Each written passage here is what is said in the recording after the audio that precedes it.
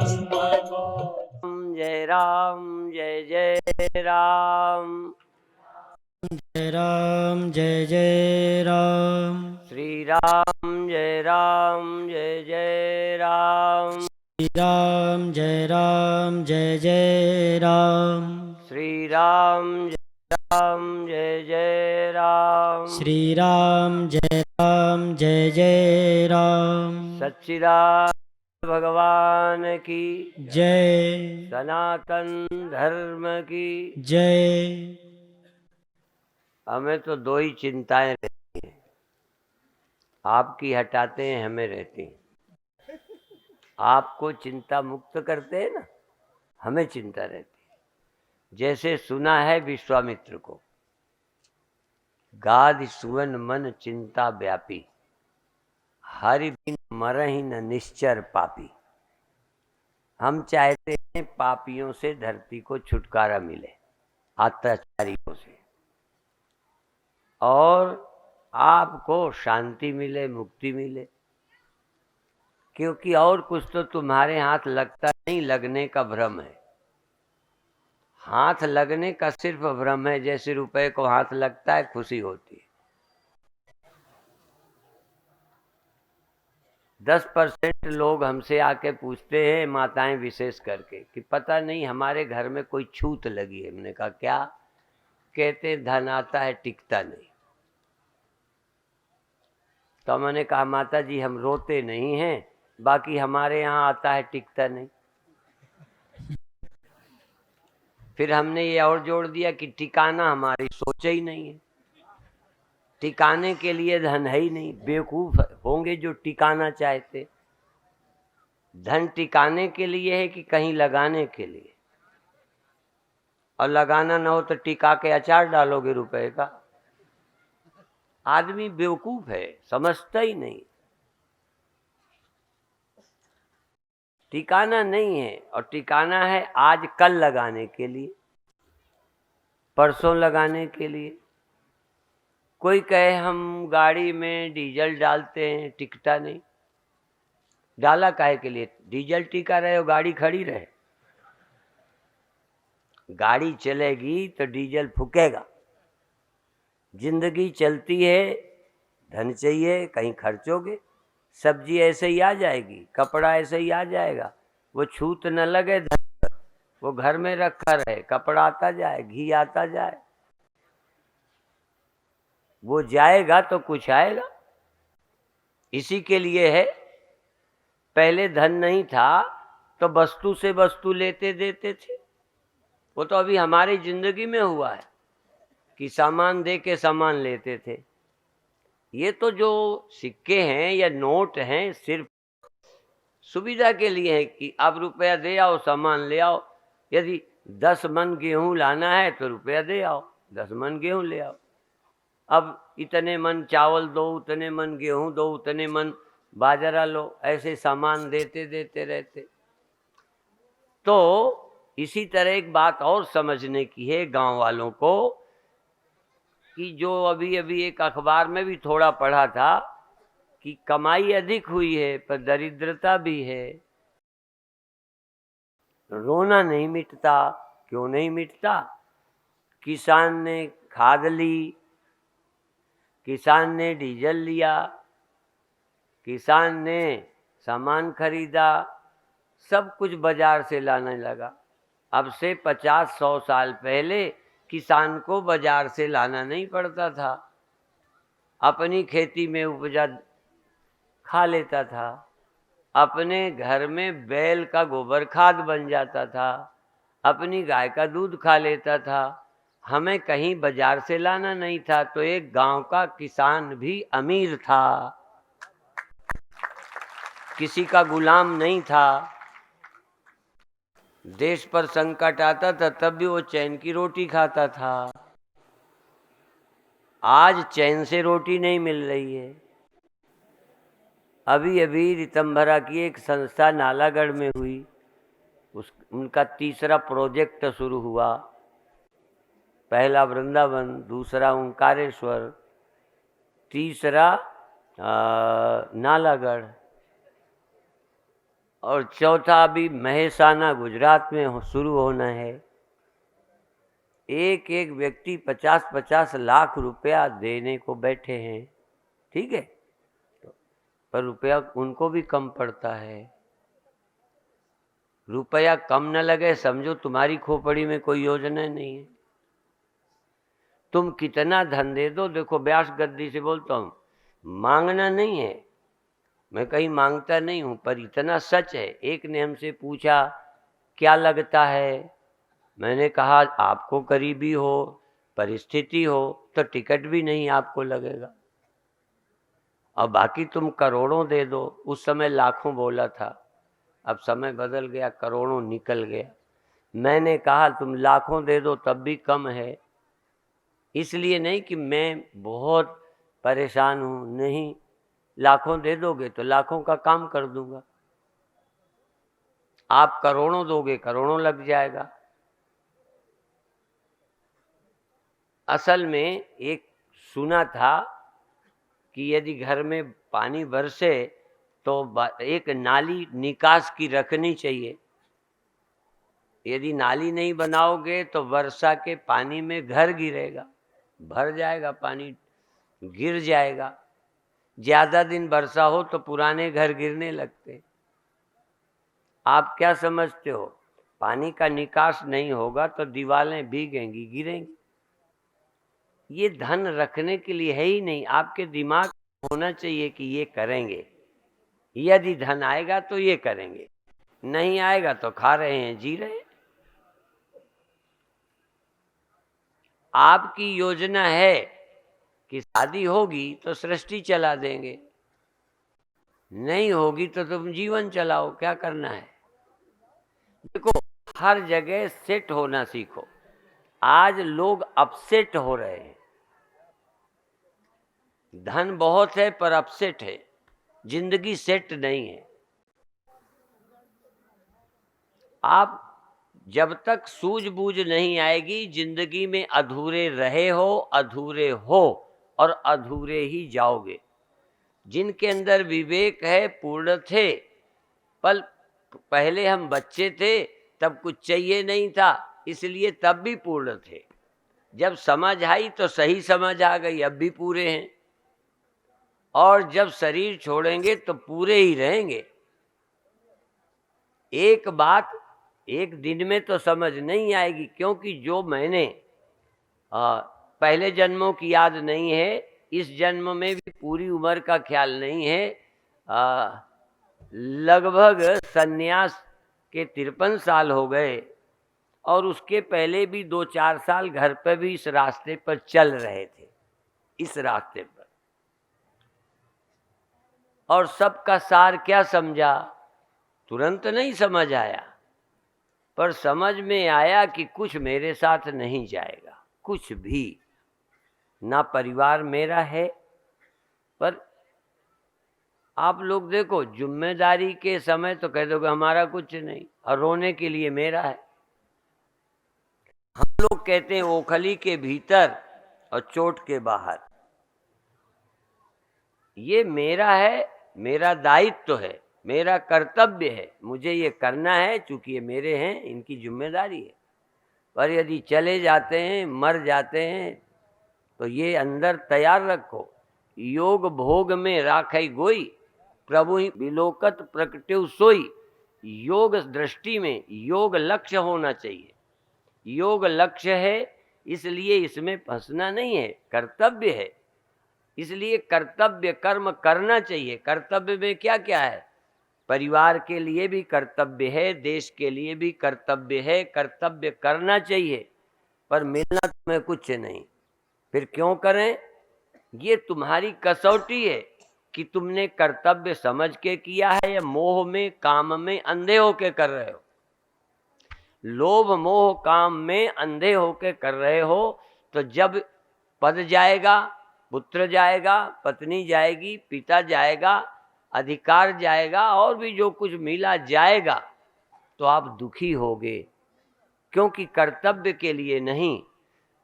कोई व्यक्ति युद्ध करता है, जीतेगा, पर जीत किसके लिए, जहां लाभ और हानि, जय और पराजय को समान करने का अर्थ है। मैं तो नहीं समझता कि कोई युद्ध करे और कोई जीतना न चाहे। चाहेगा, लेकिन चाह भी किस लिए? तुझे मिलेगा कुछ, रहेगा कुछ, इसलिए कहीं न कहीं एक क्षमता रहनी चाहिए। प्रतिदिन हम जीना चाहते हैं, मरना किसी दिन नहीं चाहते। यहां तक जिस दिन मौत आएगी उस दिन भी शायद बचते बचते ही मर जाओगे। बचने की योजना बनाते बनाते उस दिन भी बचने की योजना रहेगी, उस दिन भी दवा होगी, उस दिन भी भीतर भीतर मनाओगे कि बचे रहें, और ये इच्छा रहते चले जाओ। जिंदगी क्या है? 4 दिन रहोगे, भूखे नहीं मरना अच्छा है, ठंडी में नहीं मरना अच्छा है।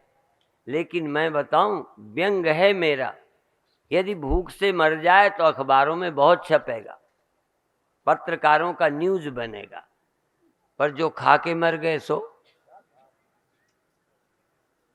कितने लोग हैं जो ज्यादा खा के मरे हैं, बीमार हुए हैं, ज्यादा खा के मरे हैं और ज्यादा खा के बीमार होते हैं, और ज्यादा खाने से, गलत खाने से ही बीमार होते हैं। तो इनके लिए पत्रकार छापते ही नहीं, पता नहीं इसके लिए इन पर ध्यान ही नहीं जाता। एक भूखे पर ध्यान जाता है, चूंकि देश में एक व्यवस्था है कि भूखे कोई ना मरे। यहां तक अपराधी भी जेल में बंद होते हैं तो उन्हें बिरयानी तक खिलाई गई है, क्योंकि किसी को जेल में बंद करके नहीं, जेल में नहीं मरना चाहिए। जेल में मर जाए तो सरकार जिम्मेदार होती है, इसलिए हम मरने लगे हॉस्पिटल भेजो, वहां मरे। कम से कम सीधा हमारी जिम्मेदारी ना हो तो कोई ऐसा है जो हमें तुम्हें बचाएगा। और फिर ये भारतीयों के बचने का ढंग क्या है, बचने का मतलब क्या है? सोचिए, परीक्षित को सांप काटने का श्राप था, भागवत न सुनता तब भी काटता। मैं पूछता हूं, अब भागवत सुनी तब भी काटा सांप ने, क्या फर्क पड़ा है? और जब भागवत न सुनता तब भी शरीर का ऐसा ही होता जैसा सुनने के बाद हुआ है। शरीर का जो आंखों से दिखा, देखो जो आंखों से दिखता है और कुछ नहीं दिखता, वो भौतिकवादी है, वो संसारी है। हाँ, इतना तो सबको दिखता है कि बड़ा धर्मात्मा था, देखो मर गया, मंदिर बनाया था मर गया, कथा सुनी मर गया, और जिसने बड़े बड़े अत्याचार किए वो भी मर गया। पर उसके मरने को लोग कहते हैं उसकी वो कुत्ते की तरह मरा, फलाने की तरह मरा। अब ये कैसे मरा? सोचिए, यहां ऊपर के मरने को नहीं, कैसे मरा? वो चाहा जहां मर जाए, ब्रह्मज्ञानी परमात्मनिष्ठ पुरुष शौचालय में मर जाए, वैश्यालय में मर जाए, युद्ध में मर जाए, कहीं मर जाए, कहीं शरीर छूट जाए। कबीर साहब शरीर छोड़ने कहाँ गए? मगहर। लोग कहेंगे, वो कहें या हम कहें, आम लोग कहते सारे जीवन से ही काशी, मरन गए मगहर की पाटी। इतने दिन कथा सुनी, भागवत सुनी, ऐसे मर गया। कैसे मरे बताओ? तुम बता दो आसन, कैसे मरे? बस एक ही बात कहता हूं, परमात्मा का स्मरण करता मरे। बस सत्य का सुमिरन करते मरे। क्यों? सत्य का सुमिरन करने से मौत मौत नहीं रह जाती। एक घड़ा फूटे, किसी को लड़ते, कोई बात नहीं, कर्तव्य है। किसी को पानी प्यास बुझाते, कर्तव्य है। इससे भी शांति नहीं है, बल्कि कहेंगे देखो लोगों की प्यास बुझाता था, फिर भी बेचारा टूट गया, तो क्या बेचारा बना रहे? क्या अर्थ है? तो फिर घड़ा कैसे बचेगा? घड़े की उपाधि का नाम रूप को झूठा समझ ले, सेवा के लिए अवसर मिला है और स्वरूप तेरा मिट्टी है। नाम और रूप सकल जो मिली है, नाम जो मिला है काम के लिए मिला है। अब विश्राम के लिए तेरी आत्मा तेरे में रहती है, उसमें विश्राम पा और काम कर।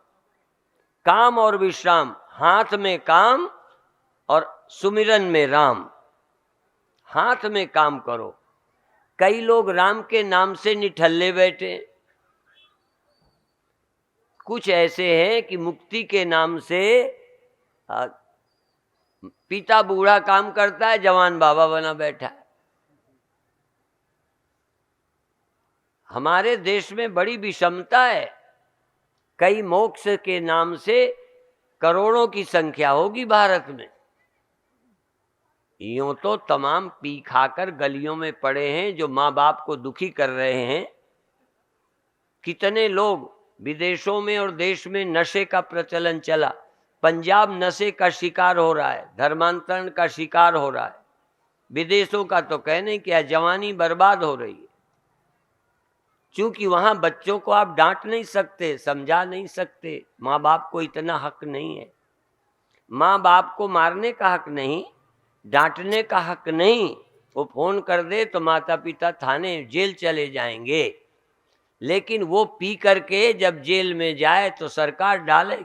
देखो, पी करके गलत काम करके वही व्यक्ति जेल जाता है, तो सरकार नहीं कहती जेल में नहीं डालना चाहिए, इंसान है। जब माँ बाप इंसान बनाना चाहते हैं तब बनाने की इजाजत नहीं, इतनी स्वतंत्रता है।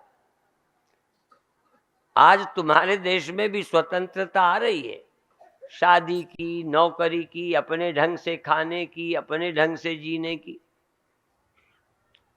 मैं अब भी कहता हूं कि आप यदि धर्मानुकूल नहीं चलोगे, किसी के अनुशासन में नहीं चलोगे, तो आप भटकोगे, मिलेगा कुछ नहीं, रोते जाओगे। बस एक ही है। एक दृष्टांत हम पहले बहुत देते थे, चलो सुनाई देते हैं कि एक बहुत बड़ा घोड़ों का मेला लगा था। घोड़ों का, घोड़े बिकते थे। एक आदमी गया, एक घोड़े को बंधा देखा देर तक। वो अपना घोड़ा बेचने के लिए इधर उधर तलाश कर रहा था, ग्राहक मिल जाए।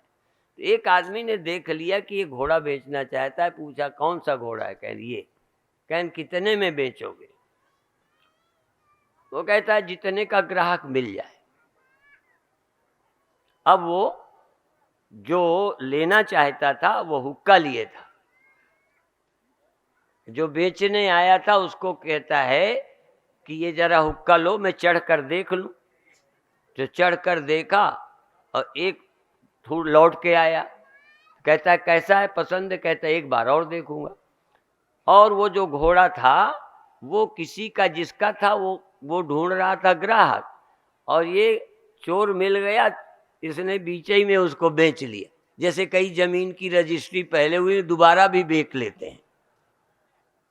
तो वो घोड़ा जिसने बेचा था नहीं उसका, फिर वो हुक्का लिए था, वो दोबारा चक्कर लगाया और घूमते घूमते बस जांच करने में ले गया। किसी ने उस हुक्के वाले से पूछा, भाई एक घोड़ा आप बेच रहे थे, बिक गया? कहते हाँ बिक गया। कहन किस भाव बिका?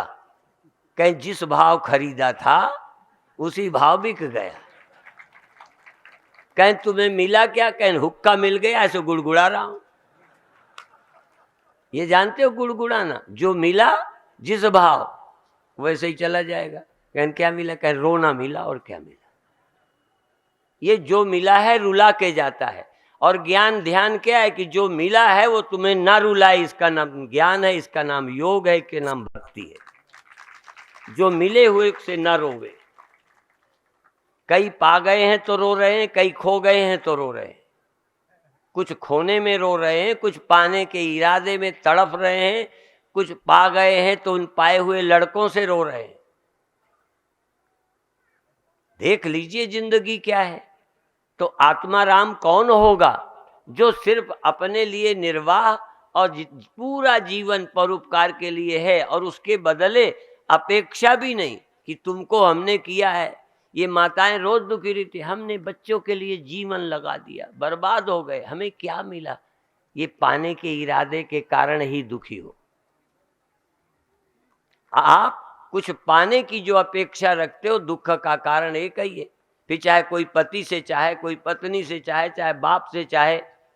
और यही बात हम नेताओं से देखो, नेताओं के विरोध में बोलते हैं, पर नेताओं से हमें ये आशा नहीं है कि हमारे लिए कुछ मिल जाए।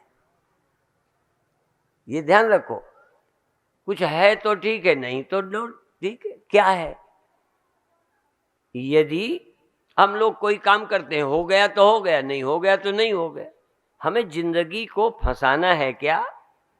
योगस्था कुरु कर्माणि संगम त्यक्त्वात्म शुद्ध है। तो हमको चित्त शुद्धि के लिए काम करना है। शादी करो, परिवार करो, राजा बनो, कोई काम करो, चित्त शुद्धि का ख्याल रखना। हमारे दर्शन कहते हैं कर्म चित्त शुद्धि के लिए है, उपासना विक्षेप की निवृत्ति के लिए है, और ब्रह्म ज्ञान भ्रम की निवृत्ति के लिए। 3 चीजें हैं। हम कर्म से चित्त अशुद्ध कर रहे हैं।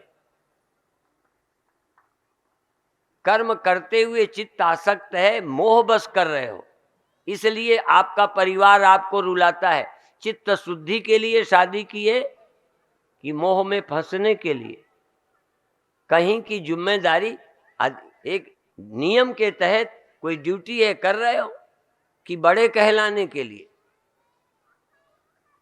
कहीं देख लीजिए, राम राजा बनने के लिए नहीं उतावले हैं, जिम्मेदारी तो निभाएंगे। यदि वो राजा बनने से अपने को लाभ समझते तो वनवास को राजी नहीं होते। उनके लिए राज्य और वनवास बराबर है, और यही चित्त शुद्धि की पहचान है। चित्त शुद्धि की पहचान है काम करते हुए उसमें बंधा नहीं है। और ऐसा जो व्यक्ति है चित्त को एकाग्र करता है और वास्तविक आत्मा का विचार करता है, जिस आत्मा में जन्म मृत्यु दुख और अनेकत्व तो झूठा है। जन्म मृत्यु, हाँ, विकार कुछ नहीं, ये तो मन के धर्म चेतना में आत्मा में आरोपित होते हैं। ये विषय समझने का है, एक दिन में नहीं समझ आएगा। इसलिए हमने थोड़ा जैसे वानगी देते हैं, पर ये हम बता दें आप कुछ कर लो, एक दिन तुम्हें भगवान भी बचाएगा नहीं। देखो, ये कड़वा सत्य है। जो तुम अपने को समझे हो, इस अर्थ में भगवान नहीं बचाएगा। हम भगवान के लिए निकले, हमें भी बूढ़ा कर दिया है, अब थोड़े दिन के मेहमान हैं।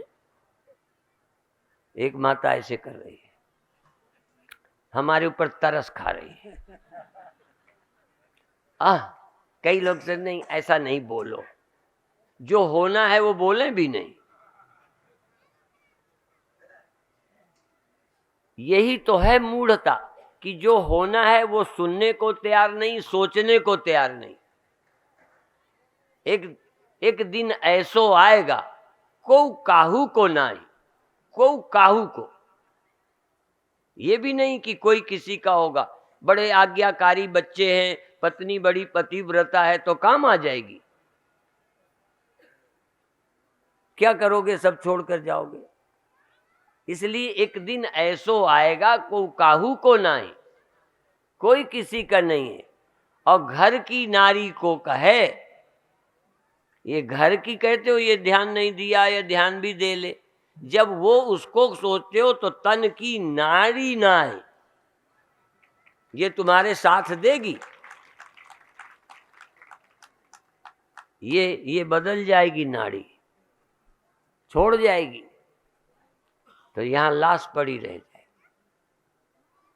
इसी तरह और बता दें थोड़े गहराई, पत्नी न माने, पति न माने, घर के लोग मेरी न माने तो बुरा लगता है। अच्छा सही बता दो, मन तुम्हारी मानता है? उससे कितना नाराज हो? ये देखो विचार का विषय है।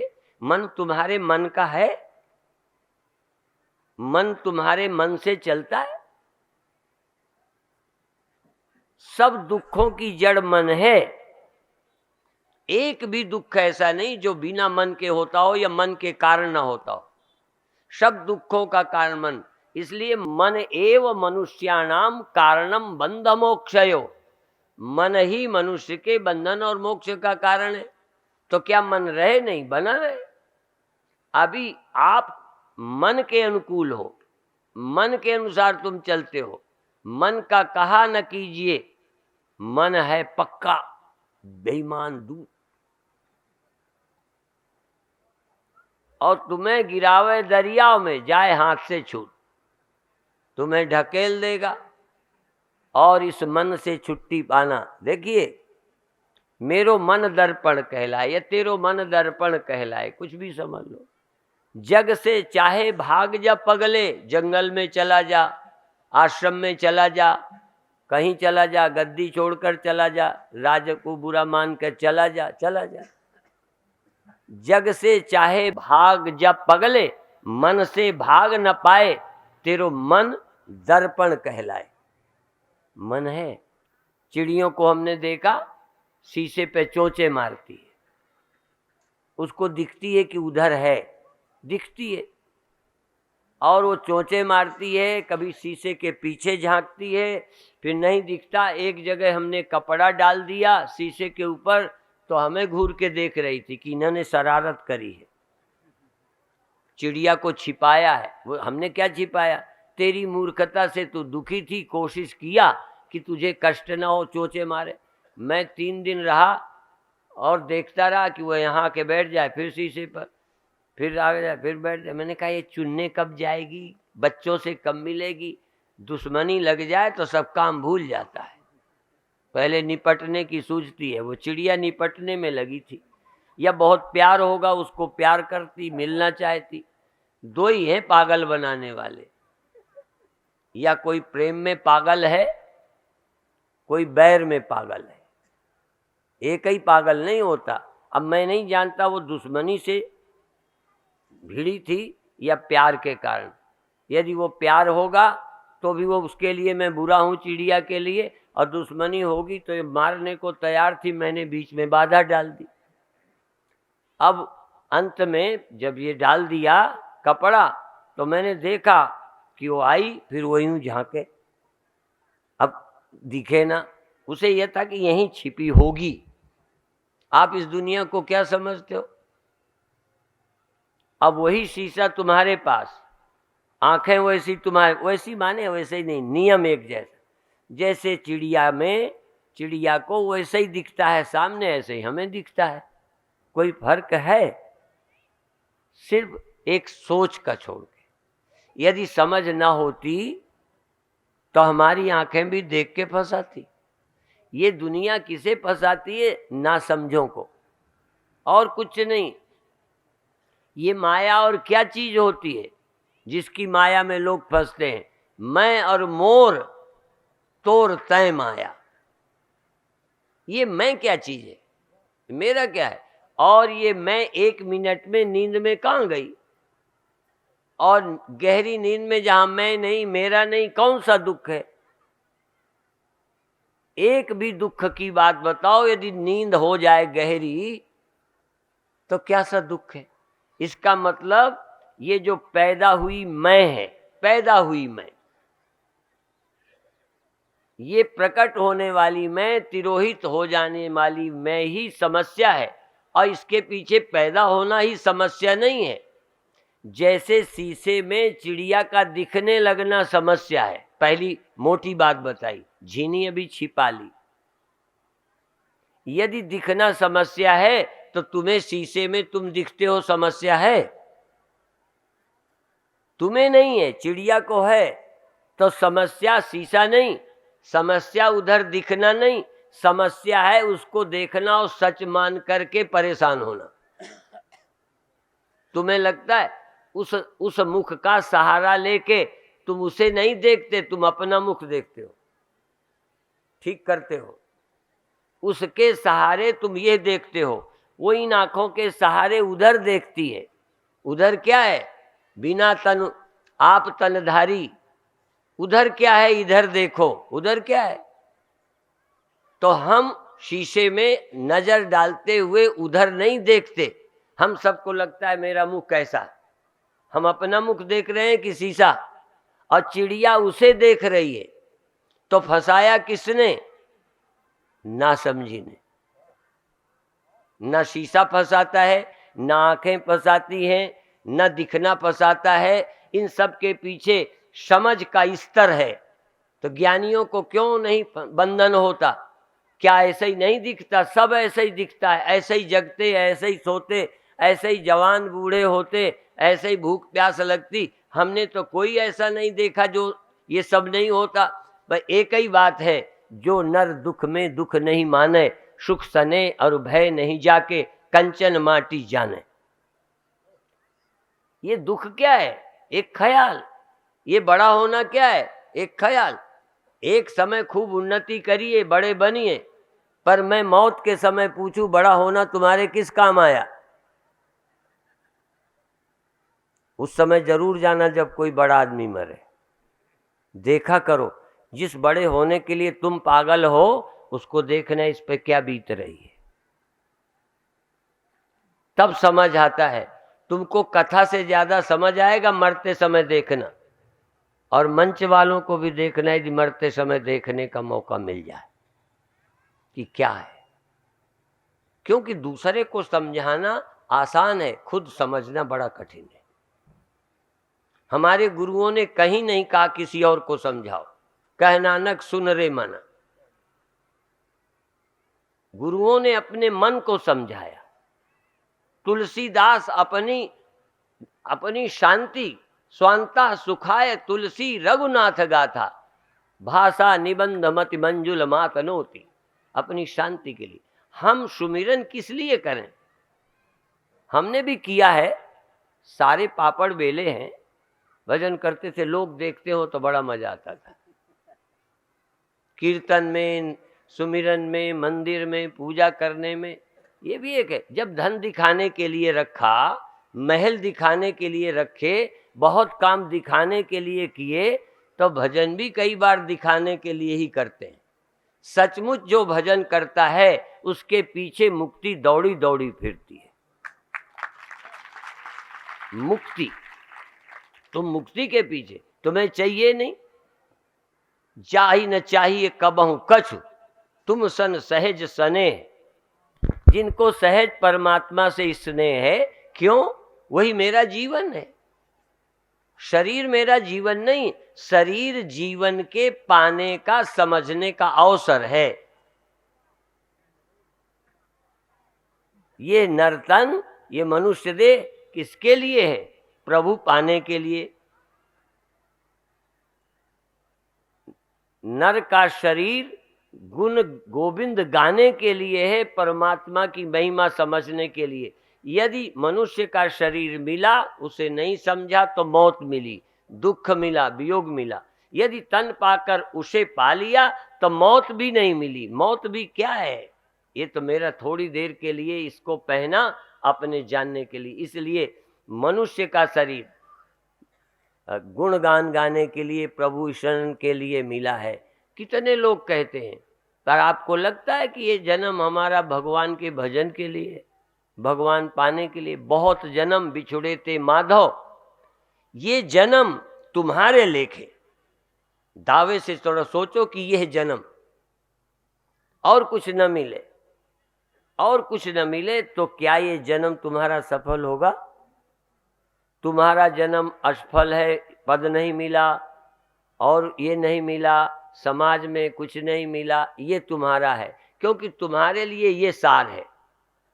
और जिनको ये पता चल गया कि ये जन्म मेरा गोविंद को पाने के लिए, केशव को जन्म जन्म से बिछुड़े हैं उसको पाने के लिए मिला है, उसे भगवान मिल जाए, थोड़ा प्रतिष्ठा न मिली तो क्या है?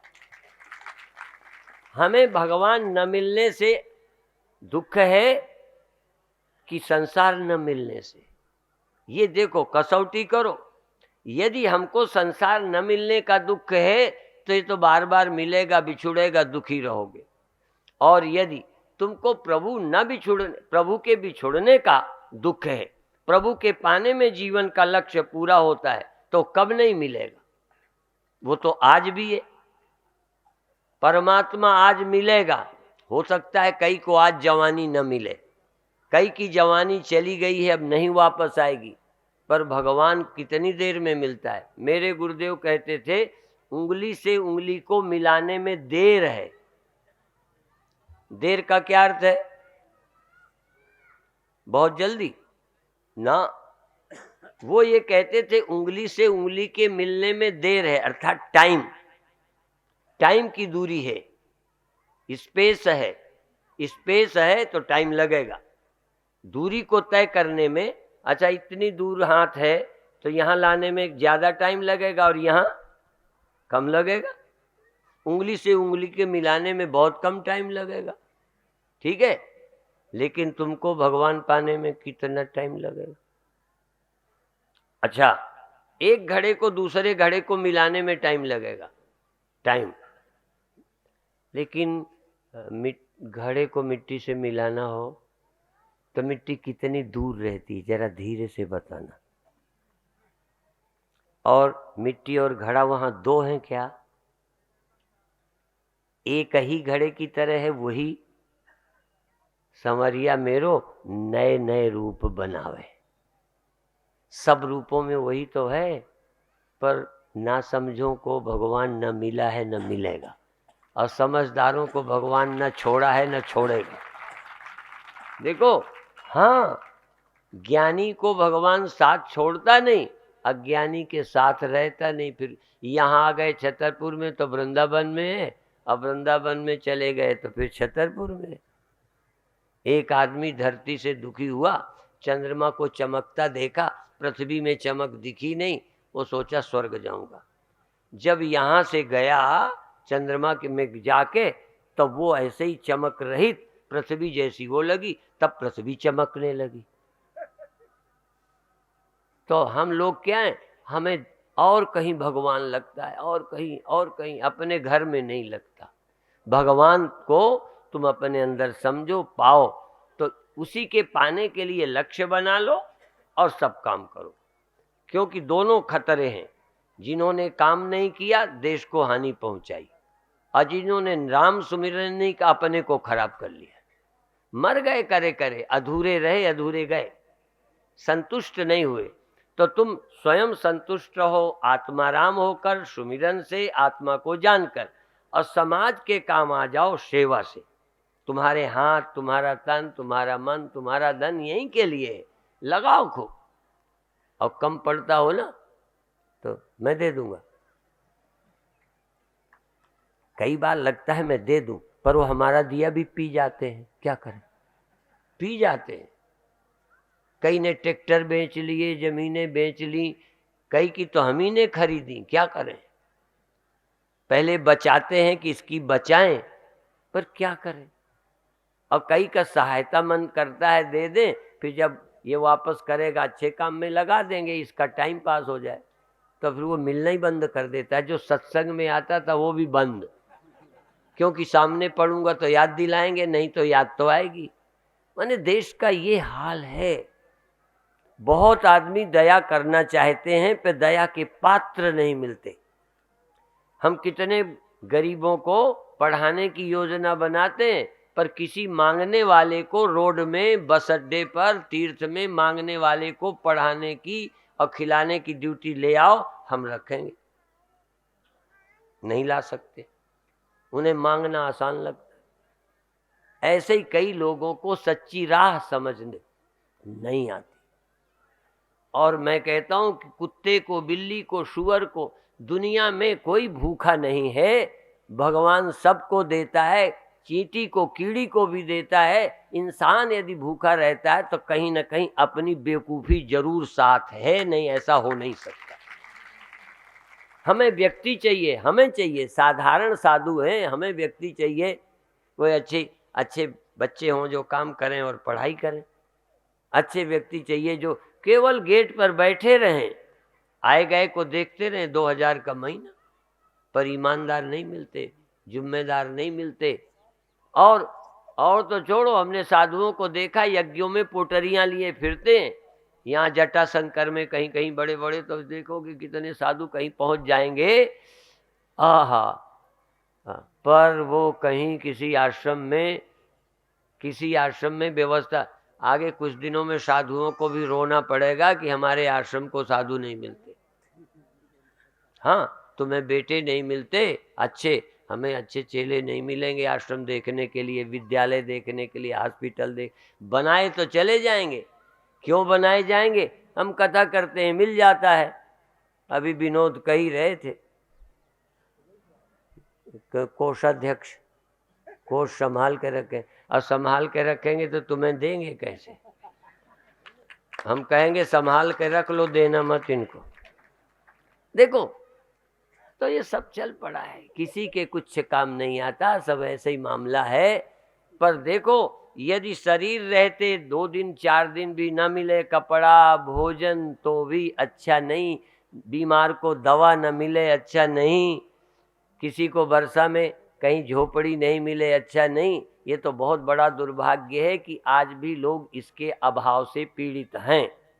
और दूसरी ओर ये भी कहना चाहता हूँ कि कई जोड़ जोड़ करके भी रखे हैं, कई पीढ़ियों का रखा है, पर उससे भी कोई तृप्ति नहीं है। तृप्ति तो परमात्मा में ही मिलेगी, किसी वस्तु में मिली नहीं किसी को।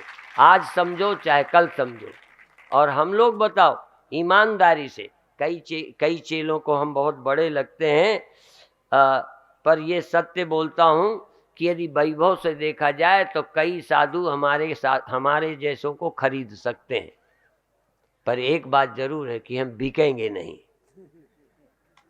यदि वैभव की दृष्टि से हो तो इतना साधुओं के पास वैभव है, अखाड़ों के पास वैभव है, एक एक साधु कथाकार के पास इतना वैभव है कि वो कुछ दिनों में टाटा बिरला भी पीछे रह जाने वाले हैं, इतना पैसा है।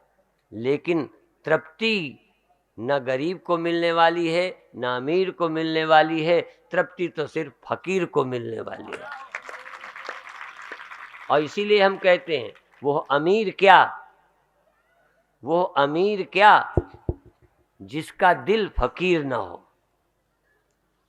वो तो गरीब है अमीर होने पर, वो अमीर क्या जिसका दिल फकीर ना हो, वो फकीर क्या जिसका दिल अमीर ना हो। जिसका दिल अमीर होता है वो फकीर होता है। केवल कपड़ा वाला फकीर नहीं होता है, भिखारी होता है।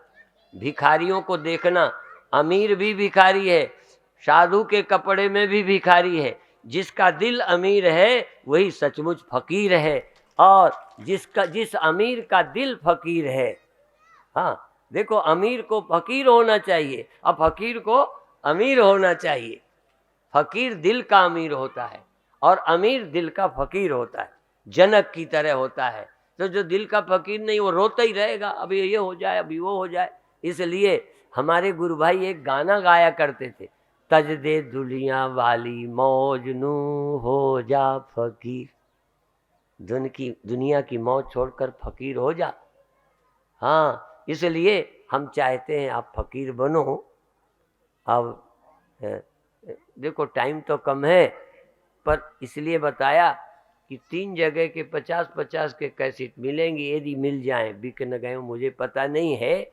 पर मैं चाहूँगा कि यदि मुझको सुनने लायक बनना चाहते हो तो एक बार उत्तरकाशी का एक सेट, ज़्यादा पैसे हो तो कौन सीडी ले लो, बीसीडी बोलते हैं, नहीं ऑडियो सीडी ले लो, और चित्रकूट के। और अभी अभी हरिद्वार में तीर्थ में मैंने कुछ कहा है, एक बार उसे सुनो, फिर देखो तुम्हारा दिमाग कितना साफ हो जाएगा। घर लोग साफ करते हैं, कपड़ा लोग साफ करते हैं, शरीर को भी लोग नहा के साफ करते हैं, ये मन को साफ करना आता है? सही बता दो। जाने कब का कचरा लेके मारा आज हम, वो ऐसा है वो ऐसा है। कोई प्यास बैठता है, ये बबरली आई हुई है, ये हमको सिर्फ आध्यात्मिक प्रश्न, वही पूछ करके स्वामी चित्त प्रकाश जी सोचने लगे, ये पूछते हैं कि एक चेतन है तो वहाँ का ज्ञान कैसे नहीं होता, और आप जब सर्वज्ञ हैं तो वो बात कैसे नहीं जानी। ये प्रश्न करते हैं और तुम लोग सिर्फ जब आओगे लड़कों के बच्चों के पढ़ाई के इसके उसके, आपके पास कोई आध्यात्मिक प्रश्न ही नहीं है। इसलिए आपसे निवेदन है कि हमारे मिलने लायक, हमारी बात पूछने लायक और हमारी बात समझकर चलने लायक। हम नहीं कहते कि आप घर छोड़ो, मैं पहला व्यक्ति हूँ, मैंने घर बार छोड़ करके सब कुछ बनाया है, तुम्हें कैसे मना करूँगा। लेकिन मैंने अपने लिए नहीं बनाया, नहीं, मैंने कितने वर्ष आता ही नहीं हूँ, किसी संस्था को देखते ही नहीं हूँ। लोग पूछते हैं हरिद्वार कब मिलते हो, हमने कहा साल में 1-2 बार। बस। सिजई कितने बार आया हूँ, बीच में 5 साल तक आए नहीं। सन 68 की संस्था है, क्या है? देखो, यदि सीखना भी है तो जीना सीखो किसी साधु से। कैसे जीता है साधु, वैभव है तो भी, ऐसे है तो भी, और नहीं तो राम से सीखो। वनवास जाना भी सीख लो, कुछ गद्दी में आके बैठना भी सीख लो। सीखना है भरत से सीख लो, सीखना है तो दशरथ से सीख लो, सीखना है तो सीता से सीख लो। बहुत कुछ सीखने को मिलेगा। लक्ष्मण से सीख लो। सीखना चाहो, पर क्या है, तुम कुछ करना सीखना चाहते ही नहीं। सारा जीवन लगा दो काम में, काम में, काम में, काम में। तन लगा दो काम में, मन लगा दो राम में। बस दो ही है। मन को यदि काम में लगाया, ये लक्ष्य है, ये लक्ष्य है। यदि संसार लक्ष्य है, बड़े होना लक्ष्य है, ये वो इकट्ठा करना लक्ष्य है, तो मधुमक्खी की छत्ता में मधुमक्खी जैसे शहद इकट्ठा करती है, एक आदमी सब धुआं करके धूल उड़ा के ले जाता है। और कोई नहीं मिलेगा गुंडा, तो समय से बड़ा कोई गुंडा दुनिया में नहीं है, किसी को छोड़ता ही नहीं। समय से ज्यादा आतंकी कोई दुनिया में नहीं है। और कोई छोड़ भी दे, रहम भी आ जाए, समय नहीं छोड़ेगा। अभी हम ओंकारेश्वर में थे तो चिड़ियों को सांप हो रहा था, उनके से दीवार, बड़ी ऊंची दीवार थी ओंकारेश्वर में, वहां चिड़ियों को सांप जाके अंडे खा रहा था। वो चिल्ला रही। रितंबरा रोने लगी, बड़ी भावुक है वो, रोने लगी, इनको बचाओ, क्या करें, हम पत्थर जा नहीं सकता, ऊपर हम जा नहीं सकते, मरते देख रहे हैं, कर कुछ पा नहीं रहे। उन पर दया आई। तो फिर मैंने रितंबरा को समझाया कि ये जब मरेंगे क्या करेंगे अपन, ये बताओ। उनका तो छोड़ो, चिड़ियों का। कहने लगे इकट्ठी होकर, सच बात है, कहने इकट्ठी होकर सांप के ऊपर चोचे क्यों नहीं मारती, चारों तरफ से बार बार चोचे मारे, भग जाएगा। अब तो मैंने कहा दुख में अकल काम नहीं करती। और चलो फिर आ गया। मैंने कहा तुम मरने से बचने के लिए काल को मारो, लड़ जाओ काल से, क्या करोगे। इसलिए अंतिम बात कहना चाहता हूं, मृत्यु के दुख को हटाने वाला परमात्मा का सुमिरन है, और कोई रास्ता नहीं है। समम सर्वेषु भूतेषु तिष्ठन्तम परमेश्वरम विनश्यत्सु अविनश्यन्तम यह पश्यति स पश्यति। तो ये नष्ट होने वाले में अविनाशी को देखना, फिर आत्मा अपनी मौत नहीं होने देता, अपने को मारता नहीं है। समम पश्यनि सर्वत्र समभूत महेश्वरम न हिनस्त्यात्मना आत्मानम सयाति परमाम गति। वो परम गति को प्राप्त होता है जो अपनी हत्या नहीं करता। अपनी हत्या, देखो घड़ा मानते ही अपनी हत्या हो जाएगी, मिट्टी मानते कोई उसकी हत्या नहीं कर सकता। और दोनों वही है। तुम्हारी दृष्टि या तो घड़े में है या मिट्टी में। देखो अनात्म दृष्टि और आत्म दृष्टि। घड़े में दृष्टि है तो मार सकता है कोई, और घड़े में दृष्टि है तो बचा सकता है, और मिट्टी में है तो कोई मार सकता है। तुम्हारे भी दो दृष्टियां हैं, एक भौतिक शारीरिक दृश्य में दृष्टि, दृश्य में अहम भाव, नाम रूप में अहम भाव, ये समझो मरना है। और नाम रूप की उपाधि का जो अधिष्ठान है, ये चैतन्य आत्मा कभी मरता नहीं। यहाँ तक वृत्ति के परिवर्तन लय से भी चैतन्य का प्रादुर्भाव तिरोभाव नहीं होता। इस ज्ञान के बाद मृत्यु जैसी झूठी चीज दुनिया में कोई नहीं है। संसारियों के लिए मृत्यु जैसी सच सब कुछ समझ में आएगा मृत्यु के नाम से। और कितना समझाएं, भोग दुखदाई है, तुम्हें समझ में नहीं आए, भोग बंधन है, नहीं समझ आएगा। पर मृत्यु की याद दिलाते समझ में आता है कि कुछ भी तुम्हारा नहीं। इसलिए मृत्यु से ज्यादा सच तक ले जाने वाला कोई और नहीं है। उपदेश नहीं ले जा सकता, मृत्यु तुम्हें उसके नजदीक ले जा सकती है। और उसकी स्मृति के सिवा कोई अमृत नहीं है। और सब, बल्कि आत्मा को प्राप्त व्यक्ति के लिए मृत्यु झूठी होती है, और आत्मा के अज्ञानी के लिए अमृत झूठा है, मृत्यु सच्ची होती है। ये जिंदगी की सच्चाइयां हैं। और जब तक नहीं समझना, तो एक आखिरी बात बता दूं, कुत्ता कुछ होना नहीं चाहता, खाता पीता जीता है। शुअर कुछ होना नहीं चाहता। बिल्कुल निकृष्ट उपदेश है, सबसे सच्चा ठोस।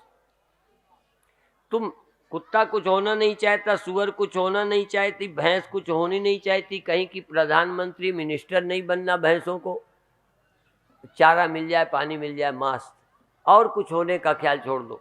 आज हर मनुष्य के अंदर नेताओं ने कुछ होने, दावे से कहता हूं, और उस होने के ख्याल को ये राजनीतिकों के बाप उतर आए, होने का ख्याल पैदा कर सकते हैं पर उस ख्याल को पूरा नहीं कर सकते। कोई पार्टी सबको न टिकट दे सकती है, न सबको पद दे सकती है, न सबको सुख दे सकती है। इच्छा तो जगा दी, उस पार्टी के खिलाफ हमने जनता को खड़ा किया, उसके खिलाफ उन्होंने खड़ा किया, सबके अंदर महत्वाकांक्षाएं आ गईं, पर उनको मिटा कोई पाता नहीं। हर पार्टी का दुश्मन पार्टी में ही पैदा हो रहा है। ये क्या कहना चाहता हूँ, कुत्ते में कोई इच्छा नहीं है, भैंस में कोई नहीं है, गाय में कोई नहीं है, जीव जंतुओं में नहीं है, भूखे हैं प्यासे हैं, यही उनकी ज़रूरत है, पेट भर जाता है, ठंडी गर्मी से बच लेते हैं, यही उनका जीवन है। उनको न मोक्ष चाहिए, न सत्ता चाहिए, न सत्य चाहिए, न सत्ता चाहिए। ठीक समझ में आया? तुमको भी रोटी कपड़ा मकान चाहिए और कुछ नहीं चाहिए, तुम्हें भी दुख नहीं होगा, पर पड़ोसी को जब देख लोगे ना तो तुम्हारी रोटी हजम नहीं होगी। हमें पता है। एक कहानी कह के समाप्त कर दूं, याद आ गई। एक आदमी ने शंख पा लिया, और शंख पाते तपस्या की थी, भगवान प्रसन्न हो गए, शंख दे दिया, और उन्होंने कहा कि जो मांगना है मांग लो। उन्होंने कहा भाई एक बार मुझे याद रही ना रही, जब जब चाहूं तब तक मिले, एक दिन नहीं, आज जो कुछ चाहो मांग लो। उसको समझ नहीं आया, कहन मुझे ऐसी दे दो जब चाहूं मांग लो। तो उन्होंने एक शंख दे दिया कि लीप पोत करके साफ जगह पर रखना और थोड़ी देर प्रार्थना करके शंख बजाना, जो मांगेगा मिलेगा, और जितना तुझे मिलेगा पड़ोस को दुगना मिल जाएगा। उस समय ख्याल आया नहीं, लेके चला आया। अब जाके जरूरत पड़ी किसी को, एक स्त्री की, उसने मांग लिया, पड़ोसी की दो हो गई। अपने लिए जमीन मांग ली, पड़ोसियों की दुगना हो गई। अपने लिए तीन जोड़ी बैलों की खेती मांगी, पड़ोसियों के 6 बैलों की जोड़ी की खेती हो गई। अपने को ट्रैक्टर मांगा एक, पड़ोसियों के 2। अब बेचारे की जलन ज्यों की त्यों। सिद्धि इसे मिली, आशीर्वाद इसे मिला, वरदान इसे मिला, पड़ोसियों का वैभव देख देख परेशान। तो सोचा जो मांगना है वही मिलना ही है। तो पहले एकदम क्या किया, शंख बजाया और कहता है मेरी एक आंख खत्म हो जाए। पड़ोसियों की दोनों खत्म हो गई। फिर कहता है मेरे दरवाजे एक कुआं खोद जाए। पड़ोसियों के 2 खोद गए, आंखें पहले ले ली, फिर गड्ढा खोदवा दिया, गिर गिर मरे, तब चैन मिली। समझ में आए? आधी दुनिया इस तरह की है कि चैन इसलिए नहीं है कि दूसरा दिखता है चैन में, यही परेशानी है। तुमको स्वर्ग मिल जाएगा तब भी जलोगे, तुम्हें पद मिल जाएगा तब भी जलोगे, तुम जलने के लिए जन्मे हो। यदि मन की जलन शांत करना है तो किसी ज्ञानी बैरागी संत का साथ करो। इतना ही कहकर समाप्त करते हैं। देर तक इसलिए आज बोल दिया कि अब आखिरी है, जो कहना है कह लेंगे, कल कोई शिकायत करने को मिलेंगे ही नहीं, इसलिए कह दिया।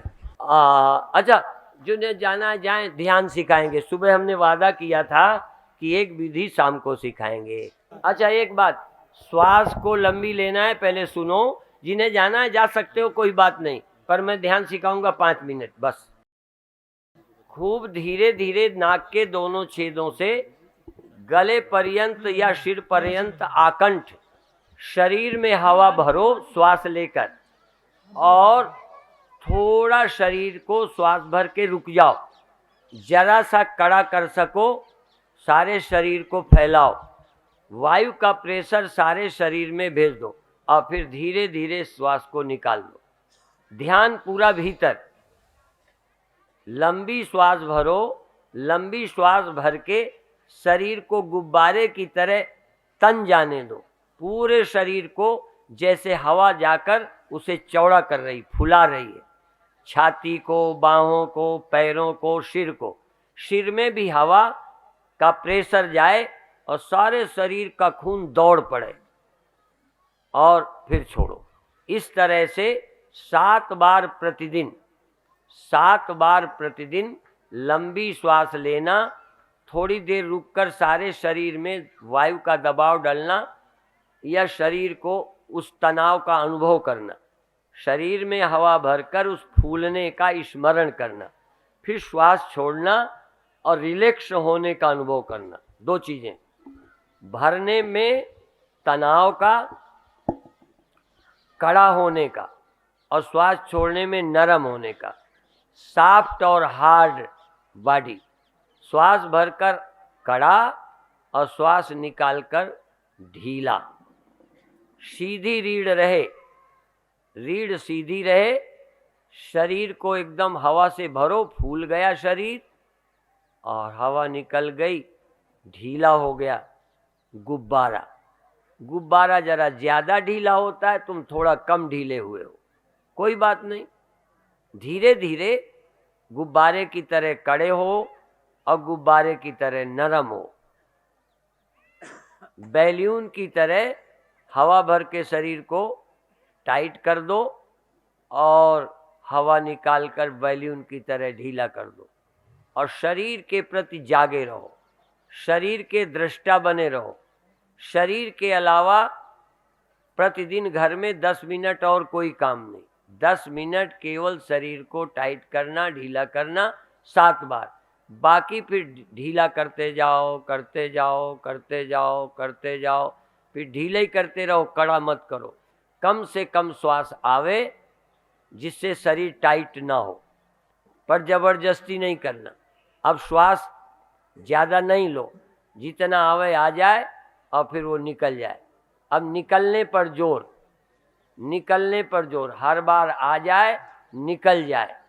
क्यों? ढीलापन बढ़ाओ, रिलैक्स करो, शिथिलता बढ़ाओ, और शिथिलता और शिथिलता और शिथिलता।